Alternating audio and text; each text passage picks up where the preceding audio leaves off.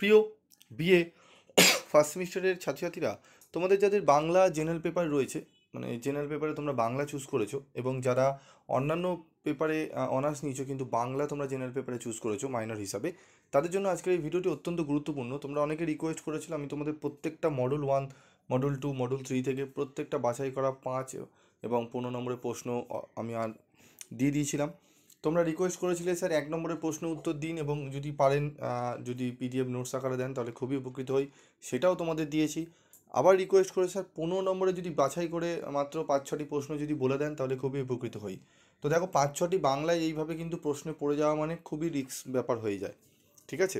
যেহেতু তোমাদের general paper, তবুও বলবো মিনিমাম 10টা প্রশ্ন তোমাদের কিন্তু 15 নম্বরে করা দরকার। আমি তোমাদের আজকের যে ভিডিওতে প্রশ্নগুলো বলবো ভালো করে শুনবে, স্কিপ না করে। আমি স্টার মার্ক প্রশ্নগুলোও তোমাদের বলে দেবো, সেই প্রশ্নগুলো ভালো করে তোমাদের কিন্তু করতে হবে। তো দেখো, আমাদের প্রথম যে প্রশ্ন পড়তে হবে সেটি হচ্ছে বাংলা সাহিত্যের আদি যুগের নিদর্শন চর্যাপদে প্রতিফলিত বাংলার সমাজচিন্ত্রের পরিচয় দাও। বাংলা সাহিত্যের যুগ বিভাগের প্রবণতাগুলি সম্পর্কে সংক্ষেপে আলোচনা করো। বাঙালির সমাজ জীবনে চৈতন্যদেবের অবদান সম্পর্কে আলোচনা করো। ভারতচন্দ্রের আবির্ভাবকালের পরিচয় দিয়ে তার কবি প্রতিভার মূল্যায়ন করো। শান্ত পদাবলীর কবি হিসাবে কমলাকান্তের কবি প্রতিভার বিশিষ্ট ভার ক্ষেত্রগুলি চিহ্নিত করো। শাক্ত পদাবলী, ঠিক আছে, এটি হবে। মালাধর বসুর কবি পরিচয় ও কাব্য রচনার কাল সম্পর্কে আলোচনা করে এই কবির কবি কৃতিত্বের পরিচয় দাও।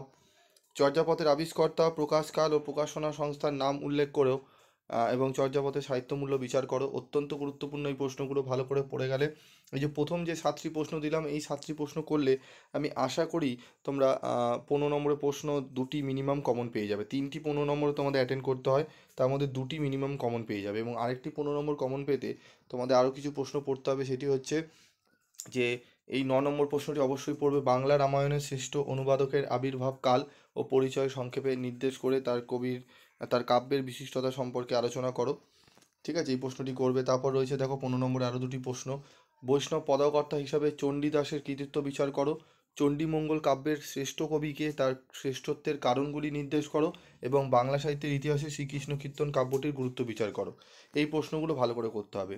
এই যে টোটাল 12টা প্রশ্ন আমি এখানে রেখেছি, এই 12টা প্রশ্নের মধ্যে তোমাদের প্রথম যে 7টা প্রশ্ন খুব ভালো করে পড়বে এবং শেষের 3টে প্রশ্ন খুব ভালো করে পড়বে। টোটাল 10টা প্রশ্ন পড়লেই তোমরা আশা করি প্রশ্ন কিন্তু কমন পেয়ে যাবে, ঠিক আছে? 5 মার্কসের প্রশ্নরও আমি তোমাদের দেবো, তবে 5 মার্কসের প্রশ্ন একটু ভালো করে বাছাই করে দিতে হবে। আমি তোমাদের চেষ্টা করছি 5 মার্কসের কোশ্চেনগুলো একটু বাছাই করে ভালো করে দিতে। আমি মডেল ওয়াইজ দিয়েছি, এবার তোমাদের থরলি আমি দিয়ে দিচ্ছি। এই প্রশ্নগুলো পড়তে থাকো এবং উত্তরগুলো নিয়েও আলোচনা করব, উত্তরগুলোও তোমরা পেয়ে যাবে।